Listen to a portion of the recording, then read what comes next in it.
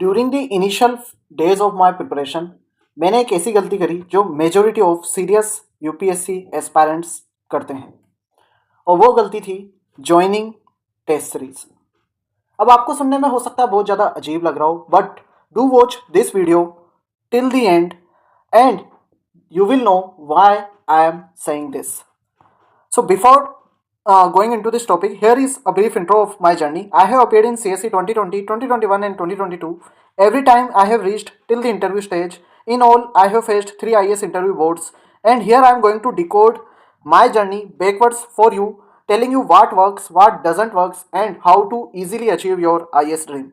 Overall, this channel is not about theory. Here you will get practical insights from my experience to and those experiences will help your IAS journey quite easy. If you want full PDF of this lecture, you can download it from my Telegram channel. You can access exclusive resources from my website, and you can sign up for the free IAS Ganga mock test, where I have also given elimination techniques tips along with the model answer to help you think logically to solve questions. And इन तीनों का link मैंने comment section में pin कर देखा। Now अब आप सभी को ये लग रहा होगा कि टेस्ट सीरीज तो होली ग्रेल है, टेस्ट सीरीज तो हर टॉपर कहता है कि भाई टेस्ट सीरीज ज्वाइन करनी चाहिए। हाँ, और जब मैं बिगिनर था तब मैंने भी काफ़ी ज़्यादा टॉपर टॉक्स देखे थे, एंड टॉपर टॉक्स देखने के बाद में मैंने डिसाइड करा कि I should join the test series, and इसी के बाद में मुझे इसके काफ़ी सारे साइड इफेक्ट भी पता चले।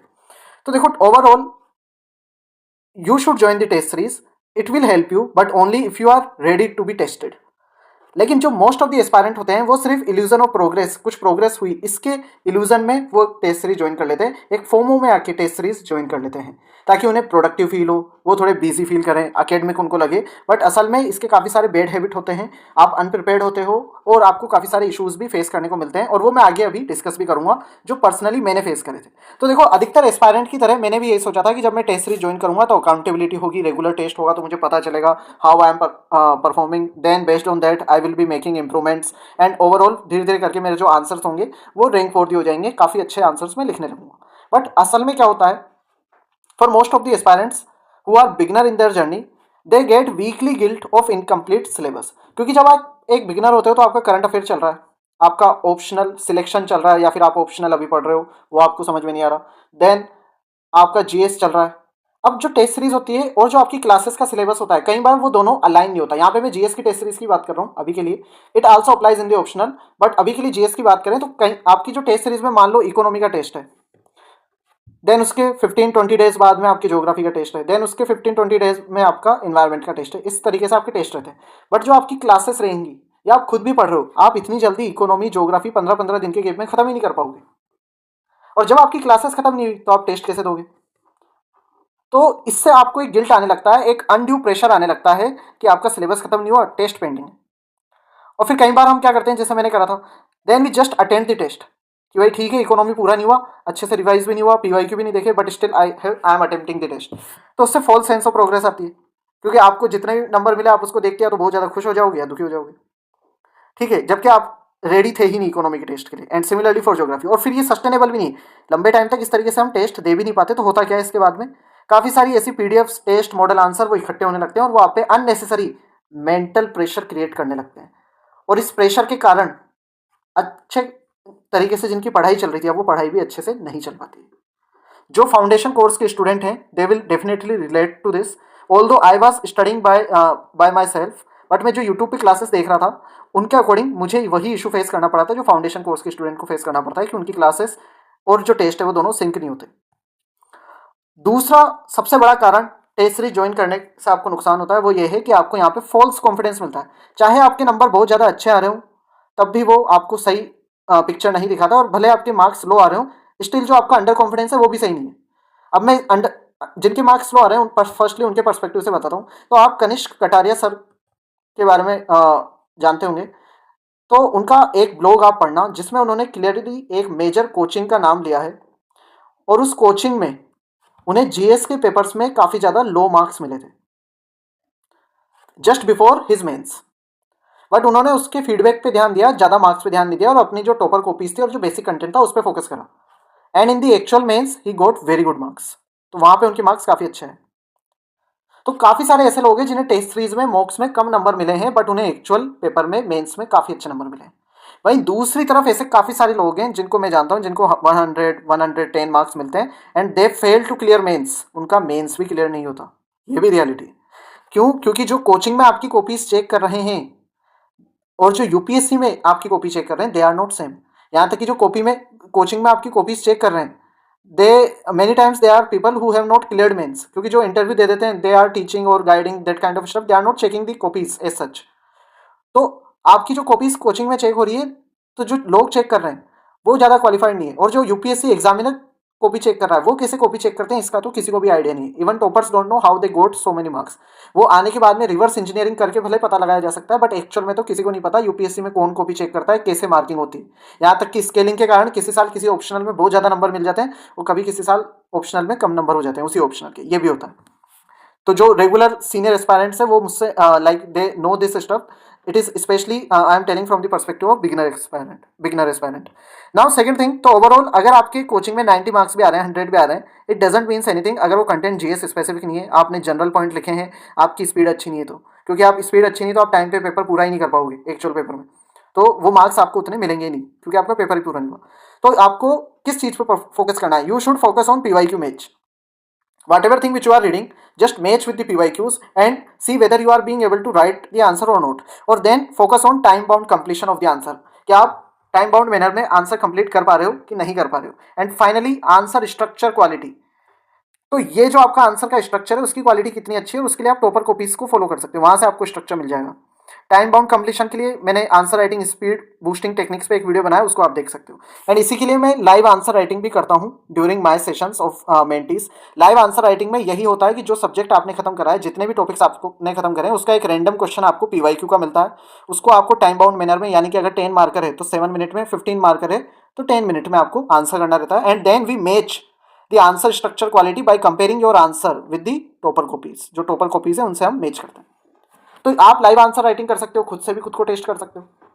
इसके बाद में कई बार हम मॉडल आंसर पे बहुत ज़्यादा डिपेंडेंट हो जाते हैं और उससे हमारा इंडिविजुअल थॉट काफ़ी हद तक रिड्यूस हो जाता है, और वो जो क्रिएटिविटी रहती है, यूनिकनेस रहती है, एक जो ह्यूमननेस रहती है आंसर में, वो गायब हो जाती है। तो आपको खुद का फ्रेमवर्क बनाना है। You need not to memorise the coaching model answers, because वो काफ़ी ज़्यादा रोबोटिक होते हैं, रिसाइकल्ड होते हैं, और एक्चुअल एग्जाम में तो आप वैसे भी डायरेक्टली उनको यूज़ नहीं कर पाओगे। और इसीलिए आप देखोगे एक और कारण है which I will be discussing here, like endless evaluation loops में आप फंस जाते हो। जैसे ड्यूरिंग माय टाइम इन 2020 जब भी कोई मेंस का टेस्ट लिखता था तो उसको चेक होकर आने में अराउंड 7 या 10 डेज लगते थे। अभी हो सकता है 4-5 डेज में कॉपी चेक हो जाती हो, बट स्टिल जैसे ही आपने टेस्ट दिया, मान लो आपने ज्योग्राफी खत्म करा, then you gave test, now you are waiting for the feedback your answer copy for 4-5 days. तो उस टाइम पे अधिकतर एस्पायरेंट के साथ क्या होता है, वो फीडबैक के लिए वेट करते रहते हैं। रिवीजन उनका अच्छे से नहीं हो पाता क्योंकि माइंड उनका कॉपी पर है कि उसमें क्या फीडबैक आएगा, और उसमें वो जो कमेंट बॉक्सेस होते हैं उनको काफ़ी ज़्यादा सीरियस तरीके से पढ़ते हैं, जो कि पढ़ना भी चाहिए।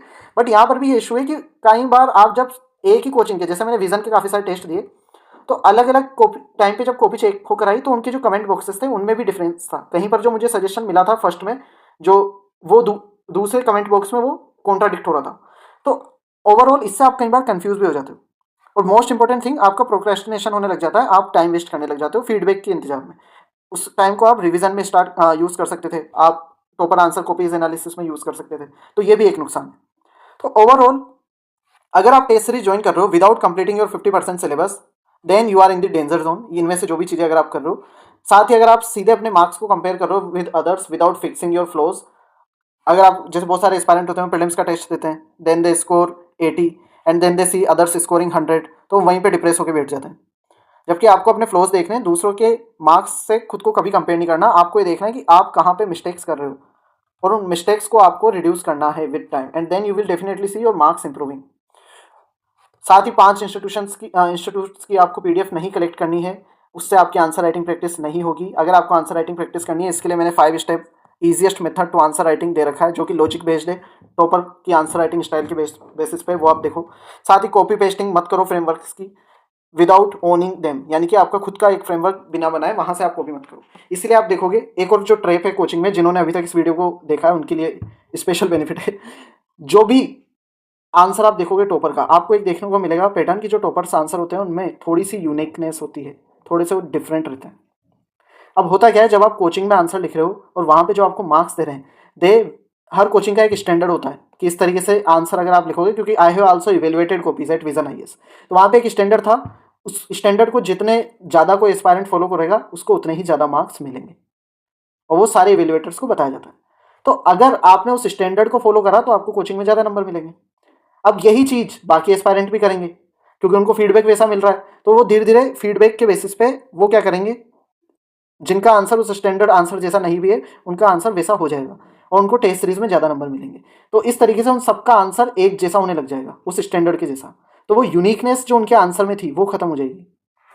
और एक्चुअल पेपर में जब एग्जामिनर कॉपी चेक कर रहा होगा तो उसको देखने को मिलेगा कि इन सबका आंसर तो इसी स्टैंडर्ड पैटर्न पे, then you will not be able to stand out, you will not appear unique, एंड आपको एक्चुअल पेपर में इतने अच्छे नंबर नहीं मिलेंगे। ये काफ़ी बारीक ऑब्जर्वेशन है, which only people who have gave 2-3 mains only they know about it, कि ये किस तरीके से वर्क करता है। तो आपको रेडीमेड उनका कॉपी पेस्ट नहीं करना है स्टैंडर्ड या फ्रेमवर्क, आपको मल्टीपल टॉपर कॉपीज से अपना एक फ्रेमवर्क, यूनिक फ्रेमवर्क बनाना है, हर एक से बेस्ट चीज़ें लेते हुए। और ये आपका तभी होगा जब आप टेस्ट सीरीज पे नहीं, टॉपर कॉपीज पे, पीवाईक्यूज पे फोकस करोगे, and after that you will start writing answers in a test series. Now flip the script. Overall अभी क्या करना चाहिए, you should start micro answer writing practice before test series, यानी कि daily आप एक आंसर लिखो विद टाइमर और उसको एनालाइज करो। आप टॉपर आंसर्स भी लिख सकते हो, टॉपर कॉपीज से क्वेश्चन आंसर पढ़ के उसके बेसिस पे आंसर लिख सकते हो और उसको कंपेयर करो टॉपर कॉपीज से। थीम बेस्ड राइटिंग करो, यानी कि अगर आप वुमेन का टॉपिक पढ़ रहे हो उसके पीवाईक्यू में जो क्वेश्चन है वो आंसर करो, गवर्नेंस का पढ़ रहे हो उसके जो पीवाईक्यू में क्वेश्चन है वो आंसर करो। आंसर राइटिंग जर्नल बनाओ, यानी कि जो जो अच्छे इंट्रो कंक्लूजन आपको topper copies, mock test, PYQ के मॉडल आंसर में दिख रहे हैं उनको कलेक्ट करो। एथिक्स के क्योट बैंक बनाओ, केस स्टडी के टेम्पलेट्स आप बना सकते हो टॉपर कॉपीज से। वैसे इस पर भी मैं एक डिटेल डिस्कशन वीडियो लाऊंगा, कैसे टॉपर कॉपीज से you can learn how to write case studies quite easily. Then repetition पे फोकस करो फर्स्टली, यानी कि किसी भी टॉपिक को 3-4 बार पढ़ने पे फोकस करो, पीवाईक्यू सॉल्व करने में फोकस करो। After that you can focus on simulation, यानी कि टेस्ट सीरीज। कब आपको एक टेस्ट सीरीज ज्वाइन करनी चाहिए, in my opinion after completion of your 80% syllabus you are ready for the test series. उसके पहले तक पीवाईक्यूज पे आपको फोकस करना चाहिए एंड टॉपर कॉपीज पे, specially in the mains context and in prelims also. कई बार जब हम सीधे ही टेस्ट देने लगते हैं तो हम भटक भी जाते हैं। जैसे इन्वायरमेंट के केस में आपको अभी भी काफ़ी सारी टेस्ट सीरीज में IUCN स्टेटस पे क्वेश्चन देखने को मिलेगा, प्रोटेक्टेड एरियाज पे क्वेश्चन देखने को मिलेगा मॉक टेस्ट में। बट रियलिटी ये है कि पीवाईक्यूज में यूपीएससी ने IUCN स्टेटस पे क्वेश्चन नहीं पूछे हैं। प्रोटेक्टेड एरिया पे लास्ट 5 साल से, यानी कि 2020 के बाद से एक भी सवाल नहीं आया। अगर आपको डाउट है तो आप जाके चेक कर लेना, but still you will see there questions in mock test. और इसको देख के काफ़ी सारे एस्पायरेंट इन पे फोकस करते हैं और अपना टाइम वेस्ट करते रहते हैं, जबकि ये सवाल तो यूपीएससी पूछ ही नहीं रहा। तो आपको 80% सिलेबस एंड पीवाईक्यूज होने के बाद में ही आपको असल में टेस्ट सीरीज ज्वाइन करनी चाहिए। Second thing, when you can complete a paper in 2.5 hours या फिर 2 आवर 45 मिनट्स में अगर आप कंप्लीट करने की क्षमता रखते हो, then join a test series so that you can test your speed. And when your answers are ready to be critiqued, not created for the first time. हम फर्स्ट आंसर लिखते हैं, सीधे टेस्ट सीरीज ज्वाइन करते हैं, वहाँ पे हमें कम marks मिलते हैं and then we get demotivated. मेरे साथ में भी हुआ था, बहुत सारे लोगों के साथ ऐसा होता है। तो आपको जो पहला आंसर आपने लिखा है उसको आप टॉपर कॉपीज से कंपेयर करो, वहाँ से लर्न करो, एंड उसके बाद में जब आप अच्छे तरीके से रेडी हो जाओ, आपका कंटेंट रेडी हो जाए, then focus on test series. Overall test series is not the problem, blind joining is.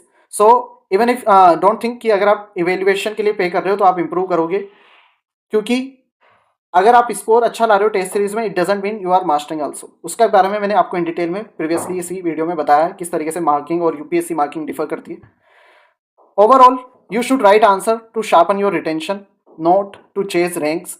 Build your own expression style, सीधे आप पीडीएफ को कॉपी मत करो, अपनी एक यूनिक स्टाइल बनाओ। एंड असल में जो टॉपर्स होते हैं specially in the mains context, वो 3 टेस्ट सीरीज ज्वाइन नहीं करते, क्योंकि 3 टेस्ट सीरीज के फीडबैक से वो कंफ्यूज हो जाएंगे। तो वो सारे एस्पायरेंट ये भी करते हैं, वो मल्टीपल टेस्ट सीरीज ज्वाइन करते हैं, वहाँ से डिफरेंट फीडबैक आता है और कंफ्यूज हो जाते हैं। So don't join 3 test series, revise 3 times and write 1 test series with full clarity. Final message is you don't need more evaluation, you need more introspection. वो आपको ही करना पड़ेगा। आप अपने आंसर को जितने अच्छे से पढ़ोगे उतने अच्छे से कोई नहीं पढ़ेगा। तो अच्छे से इंट्रोस्पेक्ट करो और टेस्ट सीरीज को अपना कंफर्ट जोन मत बनने दो। It should be your finishing school, not your starting point. Starting point होना चाहिए पीवाईक्यू एंड टॉपर की कॉपीज, एंड जो फिनिशिंग स्कूल होना चाहिए, यानी कि जो फाइनल टच होना चाहिए, वो होनी चाहिए आपकी test series. Overall this was the video. अगर आपको इससे मदद हुई हो, definitely like this video, share with your friends so that they don't get into this test series trap. And also for free resources, you can download them from my website, and you can also join the Telegram channel for free mentorship. All the best for your UPSC journey.